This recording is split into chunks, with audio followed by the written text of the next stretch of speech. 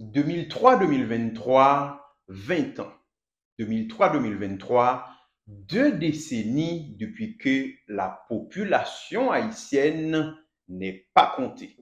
Autrement dit, en 2023, personne n'a qu'à fournir une estimation plus ou moins fiable du nombre d'Haïtiens qui vivent sur la terre d'Haïti, faute de réalisation de recensement général de la population.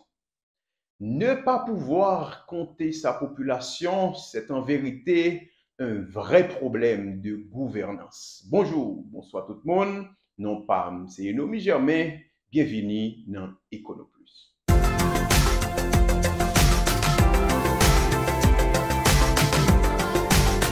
EconoPlus, une initiative de Proeco Haïti. L'Organisation des Nations Unies recommandait que pays réalisent le recensement général de leur population au plus chaque 10 ans. Au plus chaque 10 ans, veut dire qu'il y a des pays qui sont capables de réaliser le recensement dans des intervalles plus courts. Mais Haïti, côté Pali, pas même capable de respecter l'échéance 10 ans. Premier recensement général de la population et de l'habitat RGPH que Haïti a réalisé, c'était en 1950.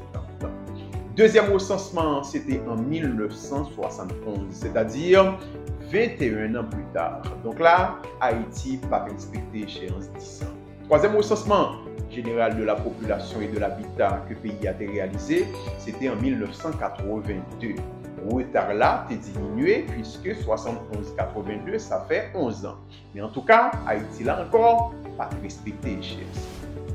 Quatrième recensement général de la population et de l'habitat que le pays d'Haïti a réalisé, c'était en 2003, c'est-à-dire 21 ans après le troisième recensement. Encore une fois, Haïti n'a pas respecté l'échéance. De 2003 à 2023, Haïti n'est jamais capable de réaliser le cinquième recensement.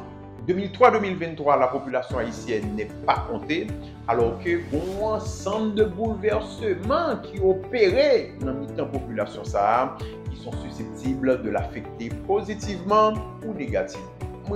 Des facteurs bouleversants qui sont capables de faire la population soit augmenter, soit diminuer. Nous sommes capables de mettre accent sur 4 facteurs. À commencer, évidemment, par la question migratoire, c'est-à-dire la migration. Nous sommes capables de parler de solde migratoire, oui, qui a des différences entre immigration qui entre dans le pays et immigration qui sort dans le pays, oui. Mais nous connaissons que le solde, c'est un solde nettement négatif, c'est-à-dire de loin. Il y a plus de monde qui quitte le pays d'Haïti que de monde qui entre dans le pays. De 2003 à aujourd'hui, c'est-à-dire du dernier recensement 2003 à 2023, le pays d'Haïti connaît plusieurs mouvements migratoires. De mouvements vers le Brésil, de mouvements migratoires vers le Chili et aujourd'hui légalement vers les États-Unis d'Amérique, sans compter de monde qui a quitté le pays à voir le Canada pour aller en Europe de manière générale.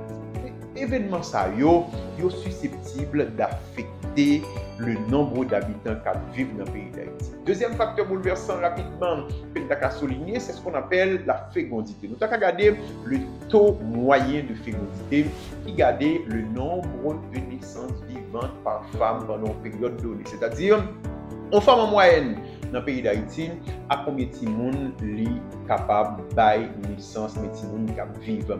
Si vous regardez à comment il graphique ça, qui tire de enquête mortalité, morbidité et utilisation des services EMUS, pour après que dans l'année 94, le taux de fécondité en Haïti c'était 4,8.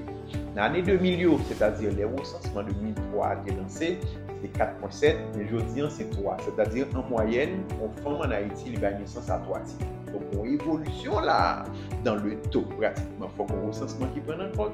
Nous avons regardé un troisième facteur bouleversant pour regarder le taux de mortalité. Le taux de mortalité partout dans le monde baissé considérablement parce que justement, gagner des avancées qui fait dans le domaine médical qui fait que des maladies qui autrefois étaient considérées comme mortelles, ne pas mortelles encore, donc on y vit beaucoup plus longtemps. Organisation panaméricaine de la santé et dit-nous que en 2000, le taux de mortalité en Haïti était 15,1 pour 1000 habitants. C'est-à-dire, sur chaque 1000 habitants, en moyenne par année, c'était environ 15,1 des morts, c'est-à-dire décès. On a regardé le taux de mortalité. Alors que pour l'année 2021, d'après OPS, Organisation panaméricaine de la santé, le taux de mortalité c'est 11,5. C'est un facteur important qui connaît des évolutions. En réalité, que le recensement a été fait justement pour prendre en considération. Dernier facteur que tu as regardé, c'est-à-dire quatrième facteur, c'est ce que tu as regardé l'espérance de vie à la naissance. On vit plus longtemps. Encore à cause du progrès qui fait dans la médecine en particulier. Si vous regardez avec moi un graphique ça, on va prendre compte qu'en Haïti, on nous dit que l'espérance de vie à la naissance, c'est 64 ans en 2020. Alors que le graphique ça montre que il n'est pas forcément ça. C'est-à-dire que c'était beaucoup plus bas.